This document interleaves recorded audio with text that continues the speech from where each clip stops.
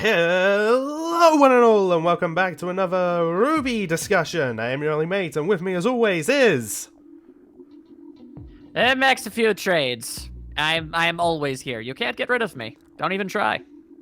I probably won't. So... Yay! There we I have go. a friend. Yay, friendship!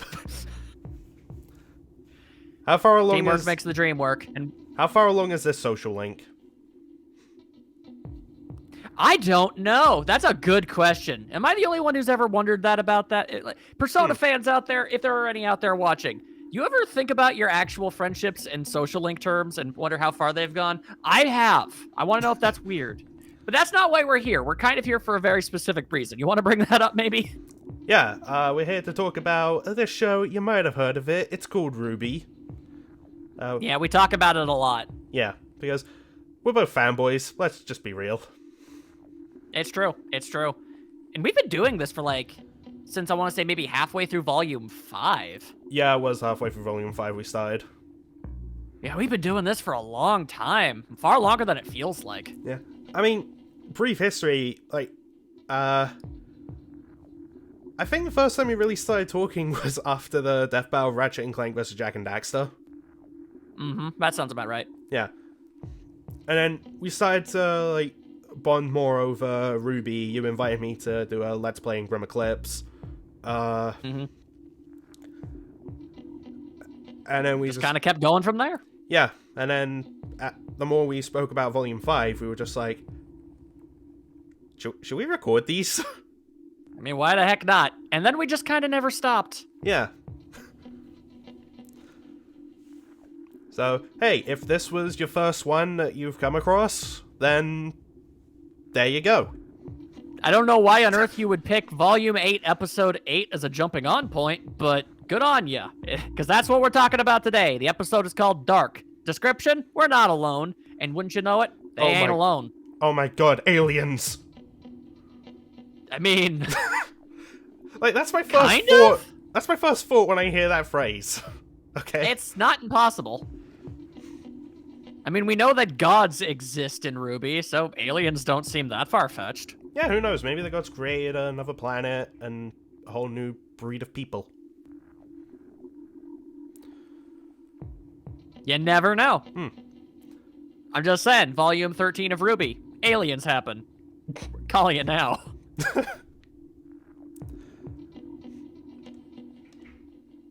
Any ding dong dang dang way, we were on a bit of a hiatus because of, the world being kind of troubled at the moment. So they had to take a mid-season break, but they are back now. We got the show back. It's time to talk about some stuff and hope that the gals we like end up succeeding in their endeavors. Yeah. Alright, so, starting off this episode is Crow waking up. He does that sometimes.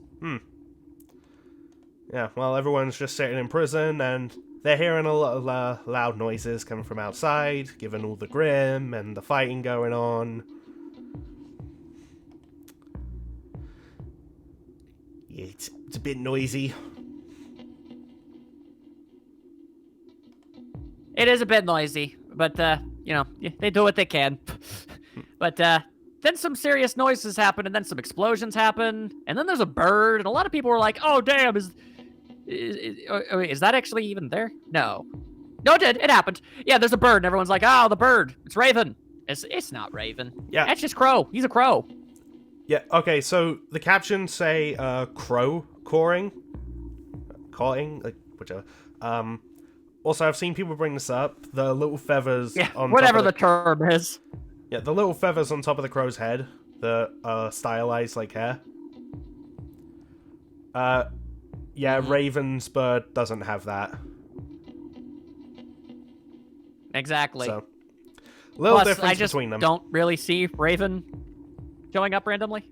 Yeah. Because let's just make this clear. Do you think Raven would blow up the wall to break in, or do you think she'd use a portal? Yeah. I've seen a lot of theories that... That's the thing. I feel like there were sneakier ways of doing it.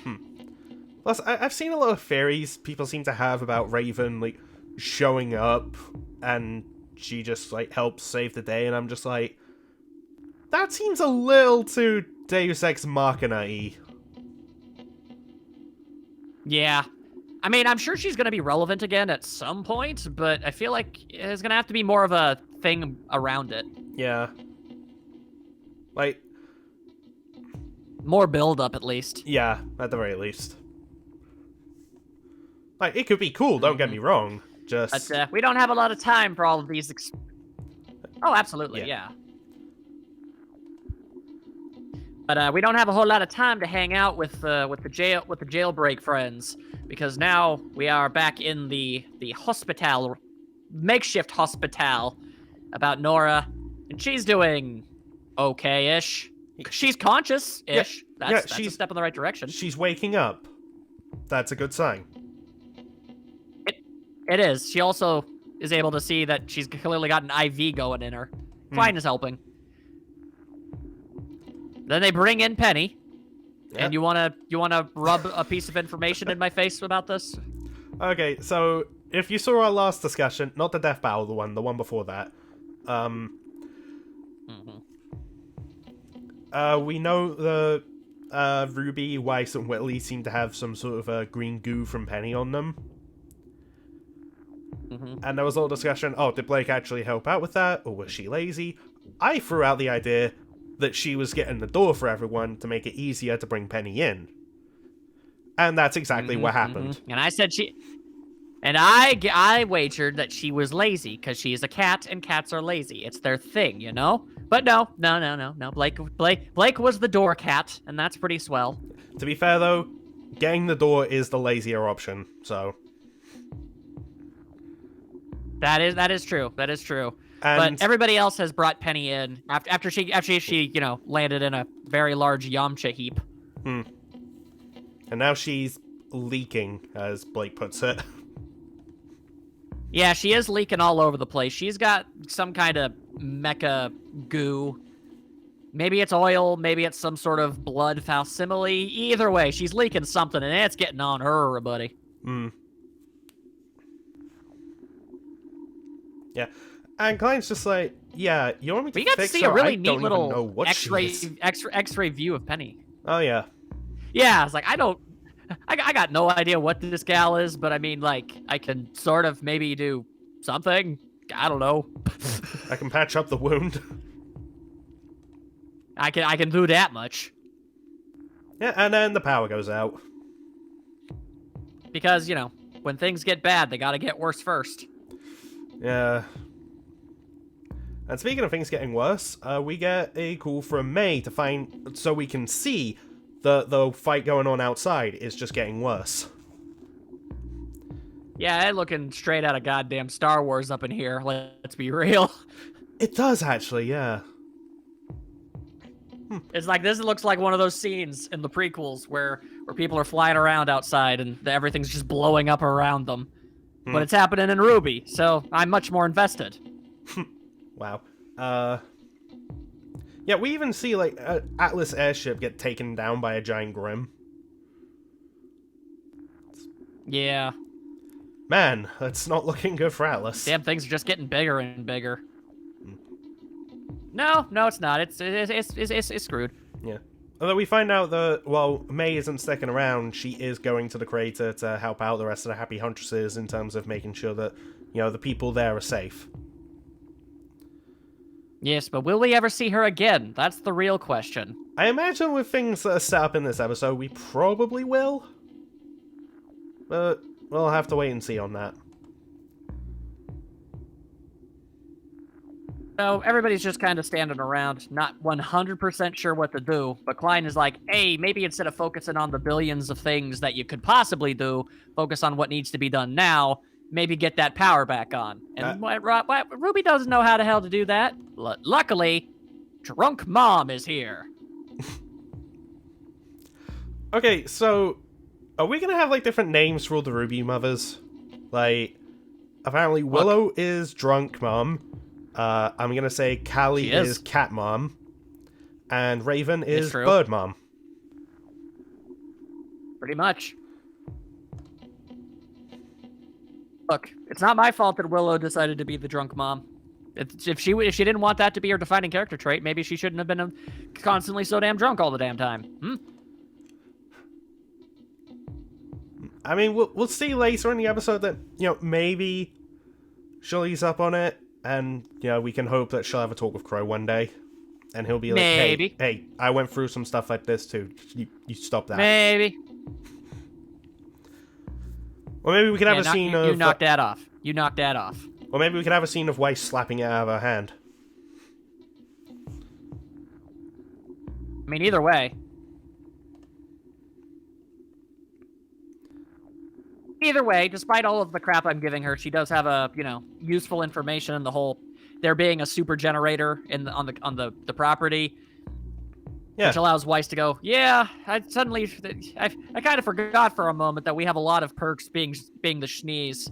Not really happy about it, but I mean, it's helpful for the situation right now. Speaking of helpful for the situation, Whitley has an idea. Which is unusual for him, but he did, and I'm perfectly happy about that. Me too.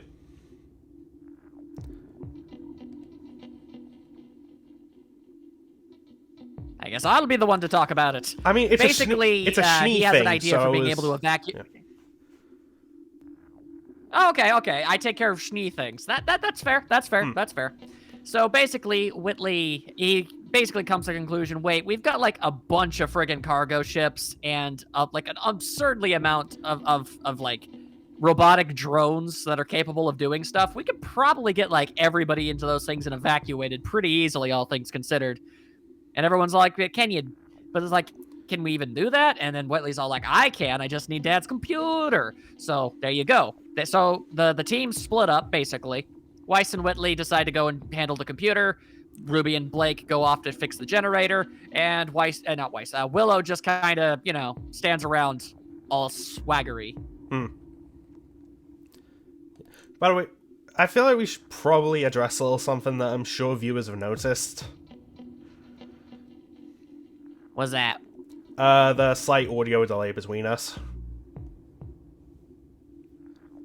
Yeah, there is a slight audio delay, which means there's going to be some awkward pauses, but you're just gonna have to deal with it. And I apologize. Tell you what, just enjoy the Persona music. There we go. You know what?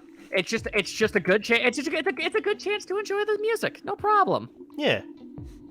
I don't know what music we're gonna use for this, but I guess we'll find out after we're done. It's probably Persona. Let's be real. Probably. Yay. Regardless, the teams have been set, and as I did some schnee talk, you can handle a little bit of Ruby and Blake. Take it away. Yeah, I freaking love this interaction. By the way, it's so precious. Like, Blake's trying to assure Ruby that, hey, everything will work. Calm down. But Ruby's all, yeah, but nothing else has. Which I've seen people call back to what Yang said in the first episode of this volume, of how they've been following Ruby's lead and it hasn't worked out. So I think Ruby's taken that a bit to heart. Yeah, that's safe to say. Yeah. However, Blake is all, hey, you always seem to know what to do, and that's never stopped you before. And even calls back to when she was younger, she was a lot like Ruby, but with time and other things that we don't need to talk about, started to take their toll on her, and she wasn't sure if that kind of girl could survive. Got a little tiny bit jaded, yeah. Yeah. But that all changed when she met Ruby. And even though Ruby was younger, Blake said that she always looked up to her and still does. Which, it cheers Ruby up, gets her to cry happy tears a little bit. And it's just so cute, this scene. It is rather nice. It's just nice to see Ruby and Blake actually talk to each other. Yeah. And I'm not even being in that, sarcastic, they never talk to each other thing. I mean, it's gotten better over time, and this is, I'd say, the real first super close heart-to-heart I think they've had.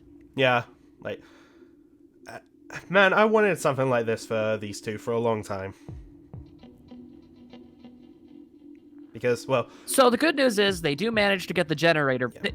They get the generator back on. I gotta ask, the Schnee Manor's candles are powered by electricity?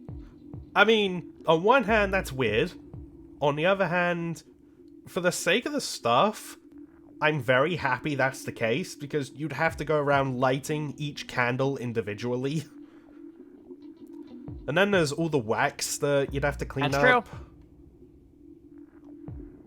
No, unmistakably so, but at the same time, it's just weird. It's very much a style over substance type situation. Like, it looks cool, but it seems unnecessary. Also, it's blue fire. That's true, and that is the best color for fire, because the Schnees have a very, very dedicated motif. Everything needs to be white and blue, or shades of white and blue. That is all we have here. Also, lots of swords. Many swords everywhere. And armor. Who knows what that's all about? Well, it's the armor that Weiss's granddad wore. I know what it is. I'm just saying yeah, I know, but the fact of the matter is they've got like 50,000 of the dang things all over the place. It seems a bit much. Yeah. And as Weiss and Whitley going at the keyboard, Blake's all, yeah, we did it, even doing a Superman pose. Which, given what's coming... It's true, she did. Given what's coming, that's actually kind of appropriate. Yeah, but then it turns out there's a super bad Ultra Monster looming behind Ruby. Things are about to not get so good. They call for help, but to Weiss, and they get attacked mid-sentence. Weiss has to run off and hope that Whitley can handle it. Whitley throws some sass at her, and Weiss is not very receptive of that right now, because kind of some serious stuff going on. There's a time and place for sass. Now ain't the time. I gotta say, though, I noticed a little error with the captions. When you hear Weiss, there's a Grim that it says Ruby saying that, but if you listen to the audio, it's Blake. Yeah, no, it's clearly Blake. Yeah. It also makes sense given the next scenes and what have you. Anyway, Weiss runs off to try and help Ruby and Blake, leaving Whitley behind. Will that be a mistake? We will find out soon. Because that hound is going absolutely ham-bone on everything. I mean, as to be expected, given what we've seen of it before. This is true. This is true. Blake does what she can to try and basically stall and fight the beast the best she can, while Ruby tries to charge up her beast, laser eyes. Given what she's based on. Yeah. And I'm always gonna give Blake credit for this. She recovers faster than pretty much anyone that the Hound has fought so far. Yeah, can we talk about that for a brief second? Why is Blake so ungodly durable? Yeah, I mean, we've talked about that before, and I noticed it, like, when going back through some scenes and just being like, huh, that's a pretty massive hit Blake took, and her aura didn't break. It's really strange because, I mean, when you look at the team makeup of what each character is basically supposed to fill as far as a niche when it comes to being like a well-rounded party, Blake was always sort of portrayed as, the sneaky, fast, and agile one, does the most flips, has to, hide in the shadows, stealth attacks, that sort of thing. That always seemed like to be her motif. Why is she by far the most tank member of the group? It makes no sense.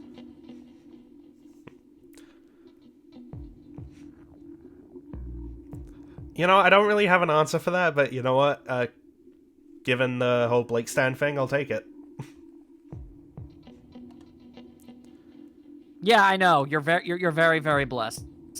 Regardless, Blake doesn't doing too great of a job because this hound is serious business. And then the hound just goes and tackles Ruby, knocks her to the ground. Doesn't break the aura, but it makes it real weak. Yeah, and then it sprouts wings to try and fly away, and Blake's all, not on my watch! Nope. And then she does the exact same thing Ren does, but much more successfully. Yeah. So, Blake's stronger than Ren. I'm just saying, confirmed. it's weird. It's weird. Ren and Blake have... Well, yeah, I know. It's interesting because when you compare, Team RWBY and Team Juniper, even way back in the day, Blake and Ren were always, the comparable ones because they seemed to fit the same niche on each team. They were the sneaky, fast, stealthy thief type character. Apparently, Blake is just massively better than him in general, which is very strange. But there you go. I mean, to be fair, we know from the Team Coffee and Sun books that, like, Team RWBY were the #1 team of their year at Beacon. So... That is true. That is true. Yeah. And Team Juniper had Pura. Like... They did. They definitely did have Pura. That was a boon. That was a boon. Anyway, so Weiss is able to get over there and decides to relay the information to Klein. Yeah, things are pretty serious. Could you just, do your best over there? Yeah. And Willow drops her drink. She does, because she is not having a very easy time of this. And despite all of the, grief and crap I've been giving her up to this point, like, straight up, to be fair, this is an intensely stressful situation that I imagine a lot of people would have a lot of issues with. So I am going to cut her some slack. I'm not a monster. Oh, yeah, of course. I mean, at the end of the day, Willow is not a bad person. She's been through a lot, and she does deserve a fairer shake than what I've been giving her. I'm just playing it up for comedic effect. Yeah, it's like when you were watching Home Alone for the first time, you're snarking because you're having fun. Exactly. If I wasn't snarking, then you would know I didn't care, but I'm paying enough attention to care. Therefore, I am snarking. It is what I do. There you go.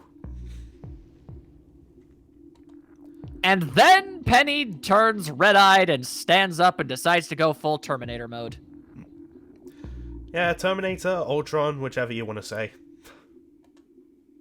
Yeah, it works. I mean, I don't know. She said something about... She eventually starts talking about self-termination, which, is also a thing that the Terminator talked about. So I feel like it's a pretty safe connection. Yeah, well, I mean, Ultron self-destructed at one point. Although... Yeah, but, he had backups. It's a different situation. Yeah, self-destructs mean more when you don't have body backups. Well, I mean, it's also a different situation because Ultron only did that because he read the phrase, "Thou shalt not kill." Indeed, true. Fun how that ultimately didn't really pan out to be much. Anyway, so Penny is having a bit of an issue, and she is pushing Klein. That seems to be kind of what she's doing. But Penny is trying to fight back, which is good. Yeah. But, because I'll be honest, I wasn't really expecting her to be able to fight back much at all. I was kind of mostly anticipating her just being full on, like, snap of the fingers, she's just evil now. Yeah, I honestly thought she was just going to start, like, attacking, like, the cast. Yeah, like, I thought she was going to just start killing people indiscriminately, so, like, when this happened, I was like, oh, crap. Like, Klein, are they going to kill Klein? Yeah, exactly. No, even more worryingly, Nora's right there and defenseless. No, absolutely, but at the same time, I don't know, maybe she wouldn't have registered her as a threat because she was just sort of passed out on a bed, whereas Klein was, like, standing and trying to stop her. It could have been a different situation. We don't know exactly what it is Watts did, but we have a better idea now, and it seems like murder people isn't actually currently on the prerogative. It doesn't even seem to be built into her right now. It seems like her primary objective is simply open up the vault and then blow up. Yeah, although I imagine there's going to be something like, hey, fight anyone who tries to stop you. Yeah, no, I'm sure that there is that, basically, but at the same time, anytime somebody does try to stop her, she mostly just kind of tries to get them out of the way and then keep walking. So, I don't know. There might be a difference later, but we'll see. Then, we zoom on over back to the fight with the Hound, where Weiss is about to be awesome. and she summons a new summon with big old wings. It's probably a Nevermore. I imagine this is going to be an extraordinarily cool sequence. Oh, wait, never mind. It's broken. It's gone forever now. All right, cool. I mean, I will say before it breaks, the moment where it's just the wings are behind Weiss, that shot is gorgeous. Well, of course it's gorgeous. It's Weiss. Everything she does is that. My goodness. Yeah, now this the second series in recent memory has had wings behind one of the main goals that just looks like a goddamn awesome shot. It's true. It's true. The first one anyway, as nice as it would have been to see whatever that was. Yeah, go ahead. All right, well, okay. God damn it, this delay. As nice as it would have been to see. This delay is being a real pain, I know. Anyway, as nice as it would have been to see what I assume to be a bright white Nevermore be involved in things, it ultimately didn't end up actually needing to be a thing because, as it turns out, the Hound isn't actually trying to go for Ruby. Now, I will shut up and let you pick it up. Yeah, it spots Penny's glow, gets confused, and Ruby realizes it's here for Penny, and the reason it went after her is because she's got the Penny goo on her. It's true. And that's also why it was sort of going after a couple of other people that also had goo on them, but not Blake. That's why he kept trying to ignore her mostly. Yeah. And however, bad news. Ruby gets dropped like a sack of potatoes. And the aura breaks. Yeah, just like that Kerthud. Yeah. Very unfortunate. Blake says that Weiss should run off and try to do something about that, whereas Blake will stay behind, keep Ruby alive, and all that good stuff. Which I appreciate the faith. I like that team delegation. It's like, nah, Weiss, you could probably handle that. You go ahead. Yeah. Like, they have faith in each other. I mean, granted, at the very bare minimum, it is true that fighting Weiss is almost, you usually have to fight more than one thing when you fight Weiss, assuming she's able to get a summon out. So, as far as a numbers game is concerned, it actually is a pretty good plan. Yeah. Also, just thinking back to, Weiss is technically, almost 3 fighters. And just thinking back to how much faith, the cast have in each other. Remember in Volume 5, when Nora was encouraging Yang to stop Raven, Cinder, and Vanol by herself? Yeah, that was fun. Yeah. I mean, thankfully, she didn't have to fight all 3 of them by herself. Yeah, no. Yeah, if she did, it would not have worked out well. No, it really wouldn't have. My goodness. But anyway, yeah, teamwork. It's making the dream work, and that's always good. Yeah.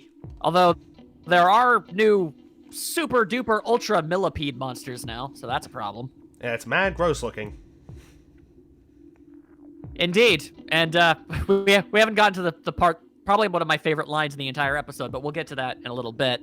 Because we have to cut back to Penny, who's still kind of struggling with the Mauve madness, trying to not go absolutely bonkers. It's having some trouble, but Nora is there, and she wants to help.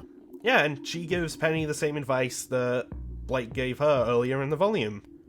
While Penny's saying, oh, there's a part of me that's telling me to do this, she's like, yeah, it's only a part of you, don't forget about the rest.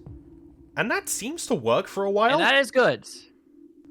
It works far better than it really should have, let's be real. Also, nice to see a tender moment between the 2 surviving redheads of RWBY. I know, right? I think this is the first direct interaction the 2 have had, but unlike other character combinations, I'm less, finally about it, because for obvious reasons. But it's like, oh, you know what? That's true.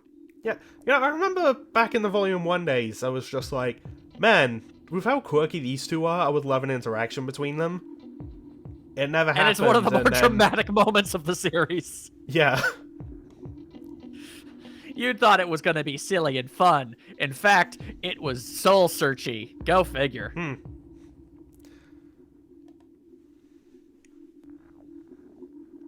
Nora, I hope you get better. Yeah, I do too. Anyway, so Nora has been... not Nora. Sorry. Penny has been briefly subdued for the moment. A few precious moments is really all you need, as the Hound has decided to flat out bust its way inside the Schnee Manor. Oh, I just noticed something. That it retracts its wings? No, hang on. Oh yeah, when Willow runs He's into... searching for clues. When Willow runs into that room, if you pause, like, right before the door opens, on the wall there's a portrait of Whitley, Weiss, and Winter each. Yes, there are. And it's their tiny babby forms. Yeah, and that's really sweet that Willow has, like, a portrait of each of them. Well, I'm pretty sure, just, again, the fact remains, I have no doubt in my mind that Willow is a good person, just somebody who's been through an awful lot and feels powerless most of the time. At no point did I ever think that, or at the same time, at no point do I feel like we've been given any reason to think that she didn't love her children. No, I'm pretty sure that was always at least, it was always assumed. Yeah, like, I'm not saying, like, Willow, like, obviously doesn't love her kids or anything. I'm just saying, oh, that's a little detail I noticed, and it's sweet. It is. And once again, she tries to get that drank, but she can't get that drank because the monster busts in, and it's sniffing the goo. Yeah. Actually, the penny goo, to be specific. Actually, Willow pulls her hand away from the drink before she even, like, hears anything. Well, I feel like a part of her is also realizing that's really not the time for that, but, you know, that's kind of the thing with addiction. It kind of... That's also part of why she's sweaty so much. I mean, yeah, she's also running a bunch, but at the same time, addiction, it's not a fun thing. No, so it's not. She's going through a lot right now. Regardless, currently she has to get through the whole, you know, goo-sniffing demon monster. Yeah, that's sniffing around her house. Indeed, but good news. Weiss has arrived once again. And she's on the case. And she walks about trying to find the evil monster thing. And then she's immediately alerted to the fact that it's on the roof. And she looks up and doesn't get out of the way in time. And ends up slamming into a piano. Which, I have to admit, I can make a slight callback to a manga. There's a shot I sent Go you ahead, of... if you must. No, it's a shot I sent you of a tiny child Weiss. She's just playing a tiny piano. That is adorable. It's true. So, I at least got reminded I would like to point out, that. just for the record, though, because I know for a... Yeah, at least I'm reminded of tiny, adorable baby Weiss. But here's the thing. I want everybody to make note of the fact. Everybody needs to pay attention to this, because I see a lot of people get a lot of information wrong a lot of the time, and I want to make this absolutely abundantly clear. There is a very large difference between the effect when an aura is low and the effect when an aura breaks. And it is demonstrated in this particular episode because Ruby's aura gets weakened when she gets pushed to the ground by the hound, and it breaks when she hits the ground. When Weiss gets slammed and knocked into that piano, it is low, but it is not, in fact, broken. Yeah. I only want to make this abundantly clear to the people who think that Weiss is absolutely absurdly frail. I concede she's probably the frailest of the team, but she's not that frail. Thank you and good day, sir. Alright, so with that, Willow reminds us that she has cameras all throughout the house. So, it's gonna make finding where the hound is... She's going full Metal Gear up in here. Yeah.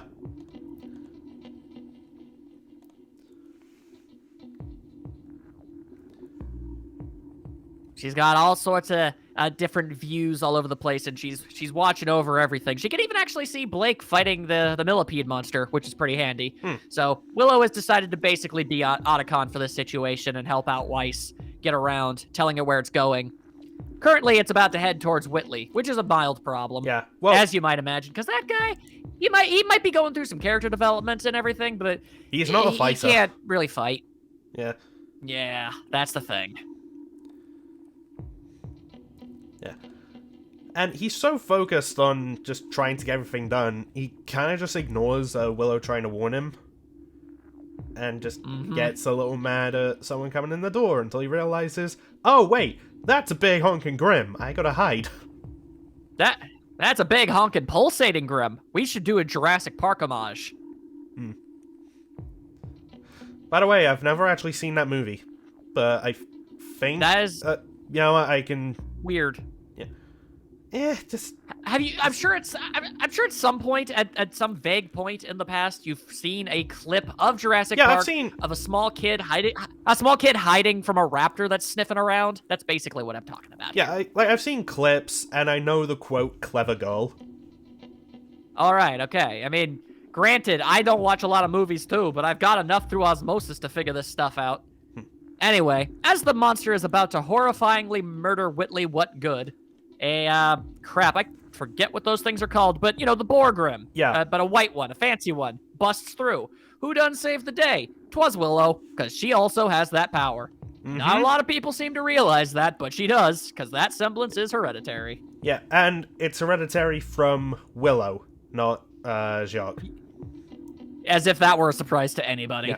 Also, if you read the RWBY DC comics, we saw Willow summon a bunch of things.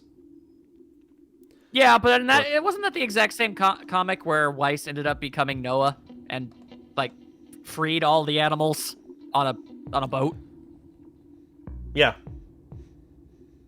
That was weird. Hey, it was I'm cool. okay with it, but it was cool as hell, but it was weird.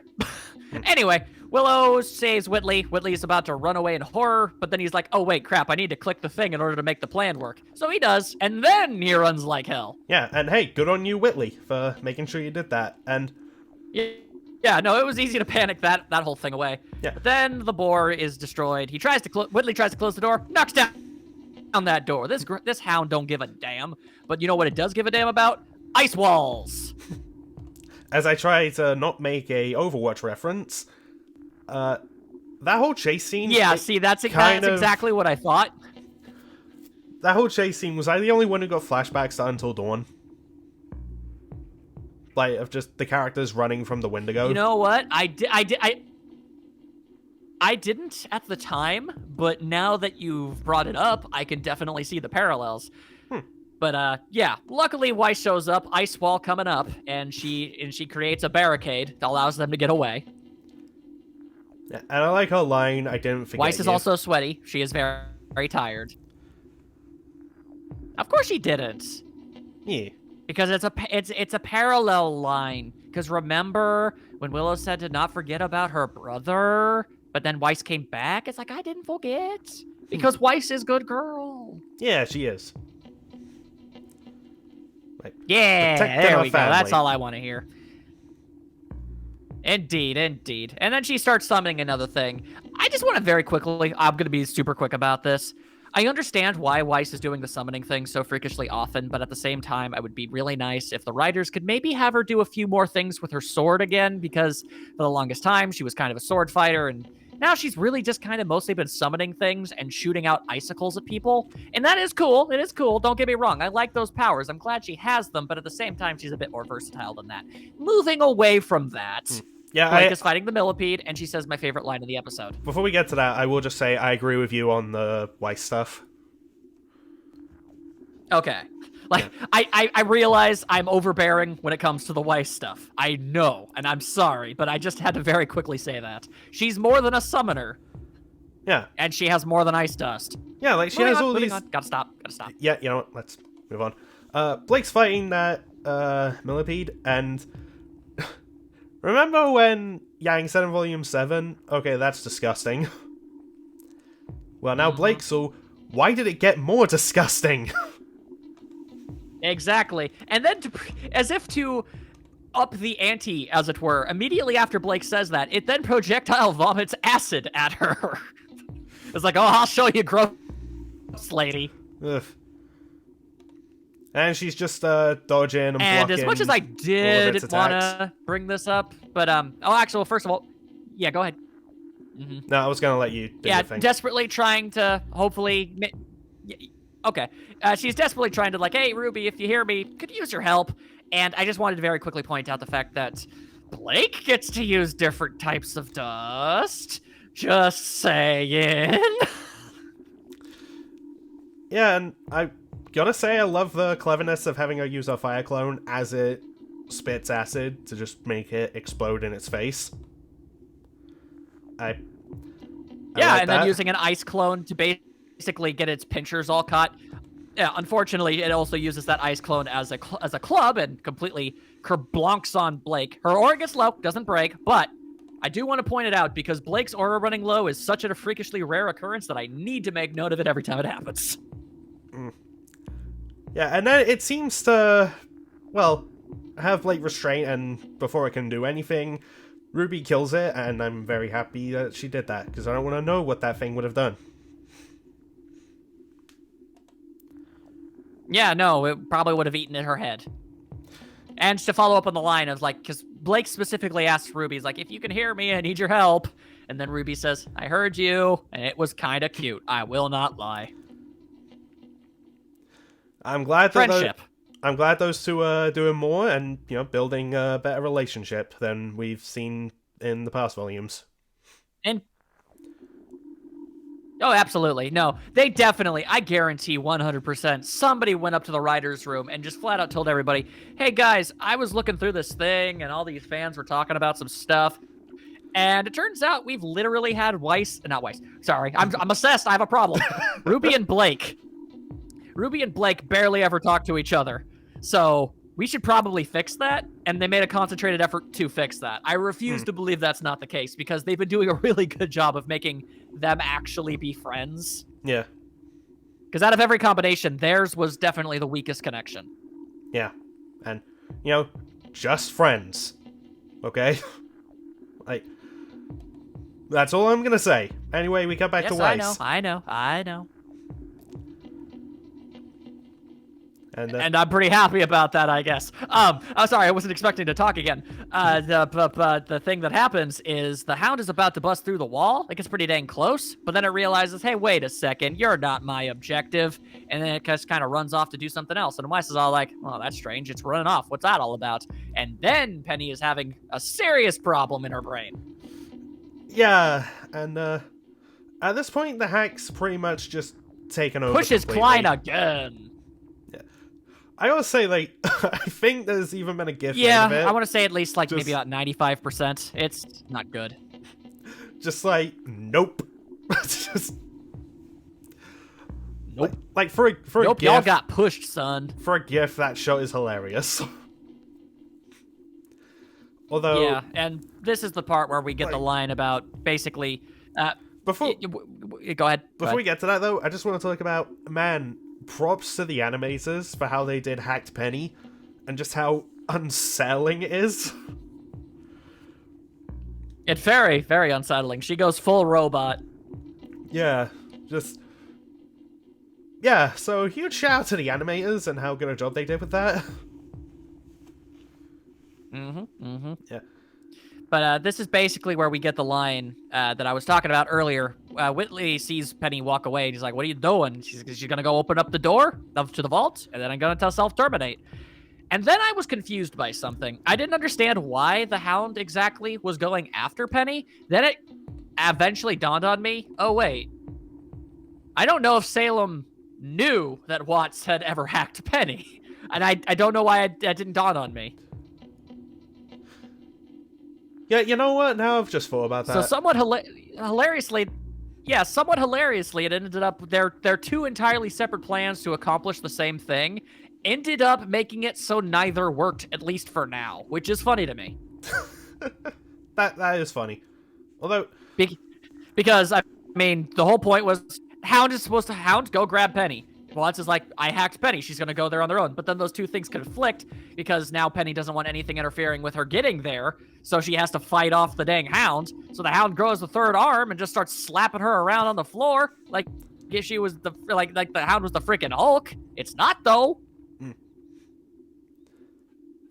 Although, I mentioned this in another recording I did last night. So... we had Penny lifting Amity. She was able... well, the Hound and her were pretty much locked, and now it's just, you know, Hulk to Lokiing her. Yeah, pretty much. Blake lasted the longest in any kind of fight with it, held it back through her sheer strength. I'm more comfortable with giving Blake that scaling now. To be fair... Penny is, at the very bare minimum, decently damaged right now. And also mentally not completely where she normally is. So that could be a factor in why she's not doing so well against the Hound right now, but I feel like it is still a safe comparison. Yeah. Also, really, just like 1% of that is just like, oh yeah, my no, God, even they're impressive. even 1%. Yeah, what 1% of lifting Amity scaling to the other characters is a huge buff. No, absolutely, you are correct. Anyway, the Hound decides, I'm gonna take this girl. And you know what? RWBY decides, nah, you ain't doing that. And she gives them the laser eyes. It's just like, okay, you know what? That's enough. And that shot of her silver eyes working is really good. And shout out to RWBY for being able to gain some sort of...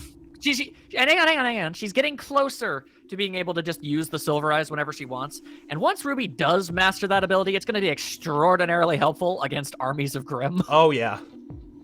Or just giant Grimm whales. But, yes. Yeah, exactly. But then there's the problem, you see. Because the Hound is still alive, except there's a problem with the Hound. It got a people face now. Yeah, and, before we talk about how just There's a lot to unpack with this. Yeah, before we talk about how disturbing this is, I want to just throw out a little something. When I first saw there was a person, I was trying really hard to see, okay, was the summer theory right all along? But then quickly realized, oh no, it's not, because it's a guy. But did you briefly think for a moment what a lot of other people briefly thought for a moment? Purely because of the face structure and the style of hair. And the hair, and the fact that the fact that the ears almost look like they could have been horns. Yeah, for a split second, I was questioning whether or not that was Adam. Yeah, for a brief moment, but then it became pretty clear it wasn't. Yeah, because even if I didn't realize the differences in character design, at the very bare minimum, Blake doesn't react at all, and if that was him, she would have. Yeah, also, I'm pretty sure the SDC scar would have been visible. Like, on the one eye we see, that's where it was. Exactly, yeah, no, you're correct, but at the same time, a part of what made me think that it could have been him for at least that brief moment was the fact that one of the eyes was completely blotted out, and I was like, oh, the one that got the scar was blotted out, and it's like, I don't know, symbolic or something to that general effect. It's not. And I don't want to, in case anybody else thought that it is in fact not Adam. He is probably still washing away in that river. And I just want to mention, I know there's a lot of people that didn't like how Adam was written off and hope that there's some way to bring him back. Like, there was even this whole theory of what if he is the Hound, so that way, you know, he's brought back, he can still do stuff. For the sake of those people that wanted that, I'm kind of glad they didn't get their wish. Yeah, kind of. Oh my God! Although, on the other hand, it would have been pretty freaking hilarious if this was him, considering what's about to happen to the Hound. I mean, you're not wrong. Because then they would. A long story short, the girls are a bit taken aback by this whole. Well, at least, especially RWBY is taken aback by the whole. There's a person inside the Grimm thing.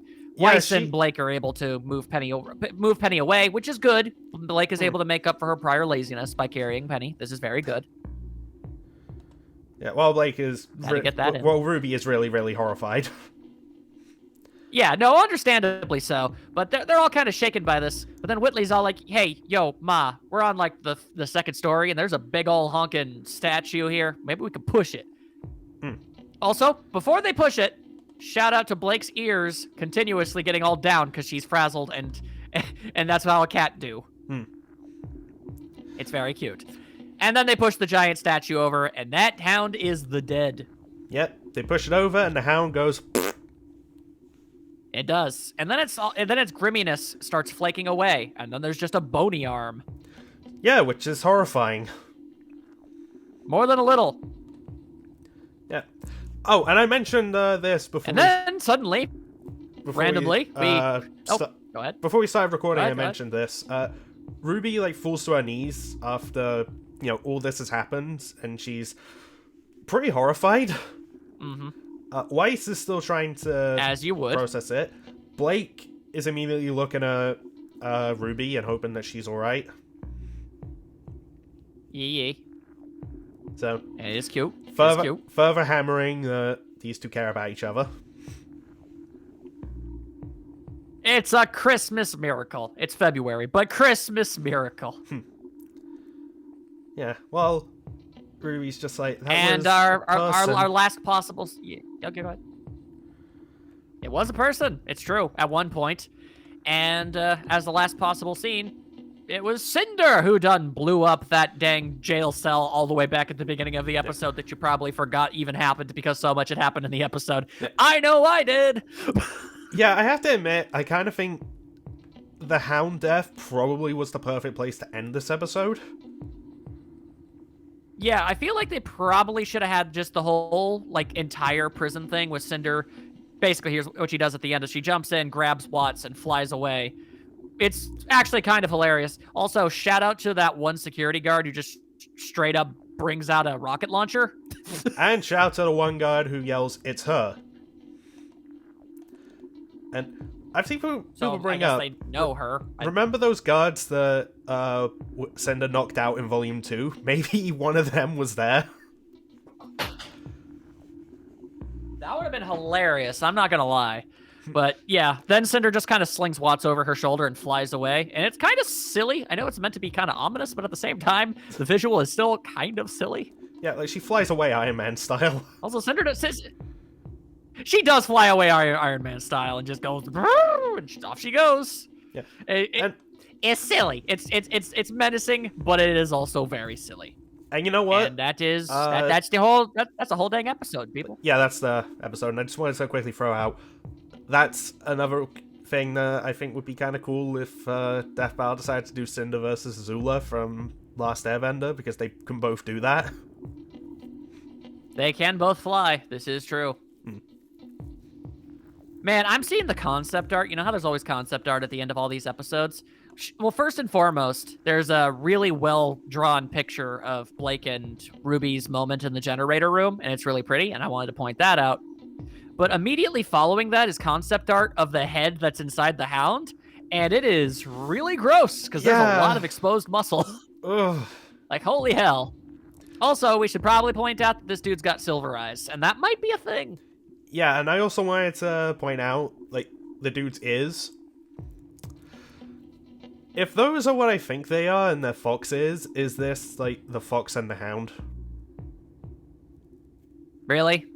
You're gonna make this kind of joke? You're gonna make this weird little haha nudge nudge laugh time riot little kind of reference? This man is dead. A man died today. How dare you?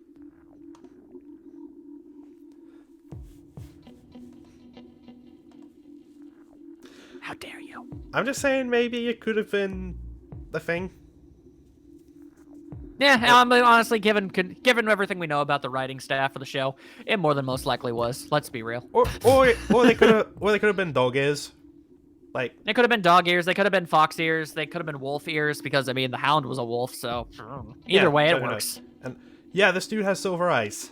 So yeah, so that's really the more important takeaway, if I'm being entirely honest, because for the longest time, everyone was all like, oh, it's Ruby's mom who's the Hound. And I was like, you guys, that's incredibly stupid.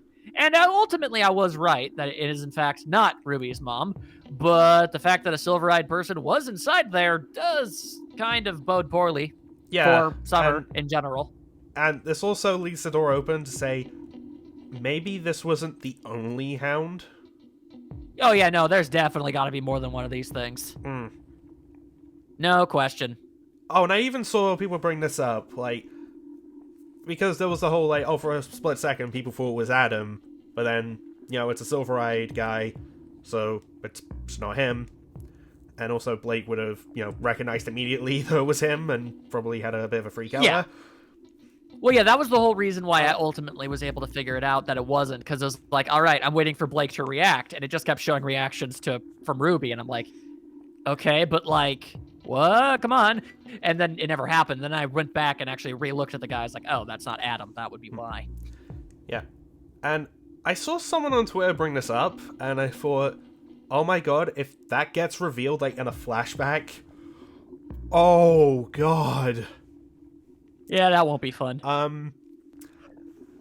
The idea is, what if this guy was in the White Fang, and Adam sent him to Salem? I mean, like, it's not impossible. Like, Salem's all, hey, Adam, you got any Silver-Eyed people in the White Fang? Because I need one for something. And he's like, well, I know this one guy. You know, that's Daryl. He'll be cool. Yeah, that'd be messed up. Yeah, more than slightly. I mean, it could get revealed, like, So, just Blake saying that she thinks she recognized him. I mean, yeah, that would make sense. But, with that, honestly, when you get right down to it, the fact remains that while a bit battered, all things considered, ultimately, the heroes won in this episode, and it didn't end on a note of, oh, even more impending doom. Like, yeah, there's still bigger problems, but this was still technically a victory. They stopped the Hound. There's probably more Hounds, but they stopped it. It's a good thing. Yeah. It's a victory. Yeah, it's a victory, but I'm still concerned about Ruby. Yeah. Everybody's always worried about Ruby's mental state. Blah, blah, blah. Yeah. She'll be fine. Hmm. I keep hearing everybody talk. I hear everybody talk about Ruby-based spin-offs, and you know what? Here's a spin-off for you. It's Ruby the after years. She's done fighting, and now she's just going to her counseling meeting every week. Oh god. You want that spin-off? You want to see Ruby's therapy sessions? Is that what you want, you freaks? I mean, I'd watch it just because it's Ruby. Yeah, I know. Yeah, you would. You would. Regardless, I'm sure she'll be okay in the end. Honestly, if there were any, like, spin-offs I'd like, it's, well, a Team Stark prequel. Yeah, that would be nice. Or whatnot. If for no other reason, I want to see Tai Yang do stuff. Yeah. Like, everyone says, oh, I want Team Stark flashbacks, and I say, nay! Give them their own prequel series.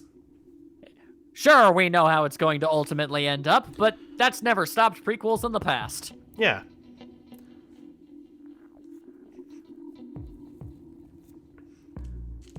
Plus, everybody wants to see more Raven. Yeah. World's worst mom! She's a bird. I mean, she saved Yang's life that one time, but then was like, yeah, I'm not going to do that again. If you get yourself killed, then alright. She literally straight up said, everybody gets one, and that's it. Yeah. Like, goddamn, Raven. Yeah. And even, like, helped Cinder and that lot to, you know, fight Yang and her sister and all her friends. You know, there was... Yeah, I know. Just very quickly, there was this one comic I once saw. Basically, it's that whole scene, you know, where she creates the portal to bring all the bad guys to where they are in that one place when, you know, Team RWBY reunites and everything. But basically, instead, she opens up the portal, jumps through, and says, all right, hey, guys, I don't have a lot of time to explain, but every single villain you're ever going to face is through that hole, so just start shooting into it really hard right now. And then after, like, about a bajillion bullets from everyone's weapon, you can hear the villains, like, in pain on the other side. And then just Weiss's night sword slams through it, and you just see in text, my other eye! Oh, God! It was hilarious to me. So that's an alternate ending to the series right there. You know what? If How It Should Have Ended ever decided to do, like, one of those for RWBY volumes, that'd be perfect. That would be it. Yeah, no, it's just like, all right, guys. Literally everybody's through this door. Just shoot all of your weapons in there. Oh, no, if there's any How It Should Have Ended I would want, it'd be for Volume 6. Like, when Blake is fighting Adam, and there's that point she gets his sword caught in Gamble Shroud. But in How It Should Have Ended, she just grabs it and yeets it off the waterfall. And that's how you do. And they're just like, what the Blake? Why would you do that? Well, I mean, I know what your semblance is and how it relies on your sword, so why wouldn't I do that? Yeah, how about that? but I was gonna do all these cool sword moves, and I was gonna take this bandana off, and it was gonna be cool. Everyone was gonna get what I'm all about, what my backstory is. Like, why would you do that? Can you just stand to the left, like, for a couple more seconds? Why? And then, boom, in comes the bike. And then ka-thwam. Good times. Good times. Everybody gets exactly what they wanted and more. Well, any ding-dang way. As we have to make these jokes and references in order to hide the unrelenting fear we have for our favorite characters' well-beings. Because, I mean, while there was a victory, we don't know how this is going to end up. Yeah. Also, I still have yet to hear Blake screaming a bunch and be emotional. I told you off camera she drops her ice cream cone. Which is horrifying. It is. That's the biggest trauma she'll ever endure. I mean, come on now. Also, the worst thing to happen in Atlas. It's true. I'm pretty sure nobody's died. Yeah, definitely. Anyway, so that's kind of all we got to say on the matter, I suppose. Not even Councilman Chad. I'm sure he's fine. He's fine. He's just napping. Yeah. In his blood. It's cool. Don't worry. It was a warning shot. He was shocked. He was stunned and silent from the audacity of getting so nearly shot. There you go. You know, I heard this theory, like, a while back, and I thought, okay, I could see this happening, and I kind of want to know your thoughts on it. All right, sure. The only thing is, it's shippy. Yeah, whatever. When is anything not shippy? Just get it over with. I'll tell you what I think. Fair enough. Okay, so... No! I dropped my Weiss! No! I got her. She's fine. Okay. Go ahead. Crisis I was averted, holding people. I was holding a little Weiss toy, bouncing her between my hands, and I dropped her. Because of course that's what I was doing this whole time. Go ahead. Okay, so because of Yang and everybody going inside the whale, and we know it's going to get bombed if they're not out in time. We even see in the trailer, like, Winter and the Aesop's having the bomb ready. Yeah. So, that is coming. Gotta blow up a whale, yo. So, what if the whole idea of, like, Blake screaming a bunch and being all emotional is because Team RWBY find out about this, but they just see the whale get, like, exploded, and they don't know whether or not everyone made out in time? I mean, that would be the best case scenario, because it would mean that, yeah, you get an extraordinarily intensely impassioned freak out from some characters without anybody actually having to die. Yeah. So I would hope that's the case, because if it's not, then that means something else is going to happen that warrants Blake freaking out and screaming, which would be worse. Yeah. And, like, the idea, I even thought about this, like, quite some time ago, and thought, okay, this could work, and I saw more people talk about this. So, after finding out that, yeah, everyone's okay, this gets Blake to suddenly decide, okay, you know what? I don't want to waste any more time. I'm just going to go for it. Okay. All right, okay. Hang on. That ends up happening, but seeing this, that actually inspires Ren to do the same thing with Nora. On one hand, that would be fine, I suppose. Seems a little too... I don't know what's the right word for it. I don't know, fan servicey, if I'm being honest? Maybe. I'm not going to say it's impossible, but I'm also going to say it seems, I don't know. I feel like they try to spread that out a bit more. You know what? Fair. That's fair. But it's not impossible, though. It's definitely I mean, if you thought the person that you like exploded in the belly of a giant whale, and then you learned that they weren't dead, I could understand why somebody would probably, like, come to that conclusion, like, hey, maybe I should stop, tender-footing around about the subject and just come to terms with it. But at the same time, I don't know if it's something that the show would do. We'll see. We'll see. I mean, if those were to happen this volume, that'd probably be the best way of doing it. True. But if they didn't plan on doing something later. Yeah. Like, Volume 9 could be a time. I don't know. I mean, theoretically, they're gonna have to pull the trigger on that eventually if they ever plan on if it was ever planned to be a thing, and it is in fact in the writing that this was always the way it was going to be. They're gonna have to pull the trigger eventually, and I feel like everybody and the grandma would much prefer it happen, Sooner rather than later. Sooner rather than maybe the last episode. Yeah, please don't wait until the last episode to do it. Because I'm just saying, a lot of shows wait until the last episode, and it never goes over well. Or they decide to do what Friends did and keep having it be on again, off again, which makes it aggravating to watch. Yeah, well, to be fair, nobody watched Friends for Ross and Rachel. They like to think that you did, but I assure you nobody did. I watched for Chandler, personally, but, Oh, yeah, Chandler and Joey were, like, my favorites. Exactly. So there you go. So, it's not impossible. There's a lot of ways they could go about it, but... I will say Chandler and Monica were the best written pair in that entire show. Oh, bar none. That was not even a... what? Yeah, that's not even a contest. Are you kidding me? Yeah. but yeah, anyway. I guess we'll see. If any shipping nonsense does end up happening in this series, I do want it to happen before the series is over. Because I feel like the people who have been waiting for something kind of need it. Also, you know what? Just to sort of twist the knife in a sense, I would be okay with a ship finally being confirmed because it would definitively, in one sense, I know some people will literally never give up no matter what happens, but it would pretty definitively completely stab to death any other possible ship that those characters could be involved with. And I would like to see that happen. I'm just saying, man. If Bumblebee happens, and it's looking like it might, I'd have to see a whole lot less checkmate and freezer burn, and I'm totally down for that. Because I do not like having to see that.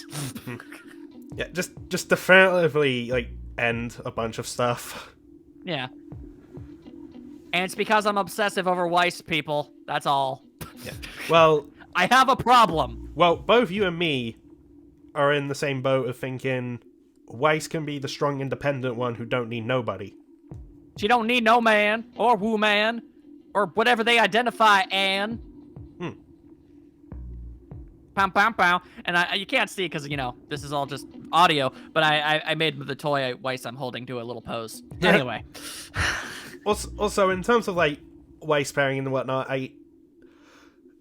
because it's looking like Blake and Yang are going to be a thing. We've known always that Ren and Nora are absolutely going to be a thing one day. It also looks like they're setting up Ruby and Oscar based on... I'd be okay with it. Previously. Yeah, like, I'd be good with that as well. I'm not... Yeah, Weiss is the only one who doesn't have something being set up for that. Yeah. I mean, I guess there's a small, tiny, minuscule possible chance that, I guess... White Knight might come back into the fray. I kind of doubt it, though. I feel like that ship's long since sailed. I mean, all I would ask for that is just have it progress naturally. Otherwise, it might just feel like, okay, these are the only two left in the cast that are still single. Let's just pair them up so they have somebody. Yeah, look, for the love of God. Okay, look. I know nobody from the show ever watches these. I know. I understand that. But I still feel the need to say this. Look, if you're going to pair Weiss up with anybody, I ain't going to like it. I'll never be happy about it, but I'll accept it if you write it properly. You've been giving Weiss the short end of the stick for a long time in a lot of different ways. But as long as you actually write it out in a way that's compelling in some manner to some people, I will accept it. But if you, haphazardly, after the fact, in an epilogue, just casually throw out that she hooked up with somebody, after the fact, as a pair the spares moment, I'll legitimately be upset. I'll admit I would be as well. That's all. Just write it out, have it make sense, I'll accept it. That's all. Do not have it be an afterthought, because she deserves better than that. That's all I say. Absolutely. But all right, then. So now that we've managed to, find a way to get some prerequisite shipping nonsense injected into the episode, I think we've done pretty much everything we could possibly do for our grand return to the rest of the season. Well, there is one thing that I still have. All right, well, you might as well go for it. Alright, so, as of recording, your birthday is tomorrow. Yes, it is. And, I wanted to make sure I got this on camera. Well, via recording or something. Okay. I'm gonna put this up on the video. Check what I just sent you. All right, sure.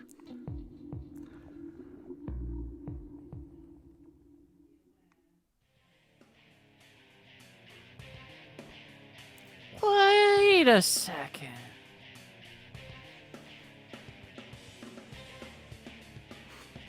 Okay, so hang on. Okay, so hey, I assume you're probably showing this what this is in the video itself. Yep. Okay, so just to be on the safe side, I'm going to assume this is just a drawing, and that's it? Did you actually? Yep.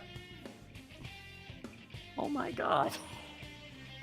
Oh my god. Thank you. Thank you so much. Alright, so, for anyone who wants context... I can give context. I can give context. Okay.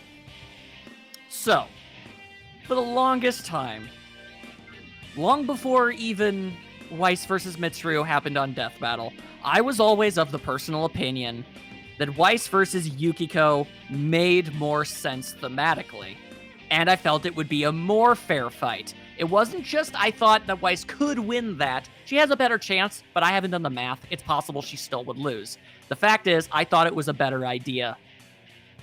And obviously, I was also under the impression that it would be completely impossible now, because I doubt they'd bring Weiss back just to fight another Persona character. And in case you didn't know, Brandon Yates, 7 times out of 10, is the guy who makes the battle tracks for every episode of the show. In fact, I think he probably did the one that was on the show for Weiss. Actually, if I can interject, that wasn't Brandon, that was Wolf. That was Wolf? Okay, that's fair, that's fair. Also, for those who are familiar with my channel, you might also be aware that I already commissioned a track from Brandon once. Yes, you did. I was not told of this one, though. So, you straight up, you commissioned a Weiss versus Yukiko song? Mm-hmm. Well, that's going to be something to seriously look forward to. Oh my god, thank you so much. Yeah. As of right now, I don't know, because Brandon gets a lot of commissions. Whenever it comes, that's fine. That's totally cool. But the last time I spoke to him, hang on, it was, it was on the 23rd of January. Okay. He said he had 9 more to go before he gets to this one. That's totally fine. No, just the fact that I know that it's going to be a thing, and I can look forward to it. And I'm not even gonna lie, this is a pretty baller album image. Yeah, I really like this one. Reach Out to the Mirror. That is a really cool name. I love it. Thank you. I think that was why am I blanking on the name? The artist's idea. Yeah, DK Do. At least that's his Twitter name. I believe that's their name. Yeah, that's a good name. Yeah, I was actually trying to rack my brain trying to think of just something for that. Yeah, I wouldn't have known what to call it. Yeah, and that was their idea. It's a really good idea. All right, so did not see that coming at all. Thank you so much, dude. You're really awesome. You know what? Do you want to know how long I actually commissioned that? I'd like to know, actually. Before Christmas. That's pretty awesome. So you've been holding on to this for a while. Yeah, and actually there was a little something funny that happened. And, I don't know if they watched this, but I really want to apologize to the artist here. Yeah. So, they do this cover art, and I'm just like, oh my god, like, thank you for doing this. I wanted to do this as a surprise for my friend. And then in a Discord server I'm in, someone contacts me. He's just like, hey, so something happened. Like, I'm in a Discord server with the guy who does the album art for Brandon, and he posted this one for what looks like Weiss versus Yukiko. But then he immediately was like, oh, wait, please don't spread that around. That's meant to be a surprise for somebody.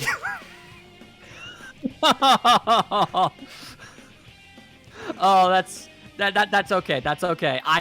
I'm not part of that circle. I never saw this. Legitimately, this is a complete surprise for me. That is really awesome. I don't know what I'll do with it, but when it does come out, I'll do something special for it. I promise. I was actually planning on just, like, if it was ready in time, we'd just use it in a RWBY discussion. I don't see why we couldn't. You're more than welcome to do so. I mean... That is so cool. I mean, we use Persona music all the time to talk about RWBY, we do. It makes perfect might as well have the sense. fusion. It really does. And we mostly use Persona 4 music, so there you go. It all works together. It's great. Yeah. Well, I consider this episode to be pretty fantastic, even with the audio delay. I love it. This is great. I'm jazzed now. I'm happy. Oh, that's great. I have such a great friend, people. I want everyone to know how great a friend he is. And I want everyone to know how great a friend you are, because you're the one who bought me Gamble Shroud. That's fair. I did do that. Look, it's not a matter of one-upsmanship. I just want my friends to be happy, and so I do my best. Same. All right, then. Well, this ended about as wonderfully as it ever possibly could have. I hope everybody super enjoyed the episode. We'll be back as soon as possible for the next one, where hopefully, once again, nobody dies. Yeah, except maybe a bad guy. That'd be cool. I'd be all right with that. Meet me halfway, universe. All right. Bye. Later.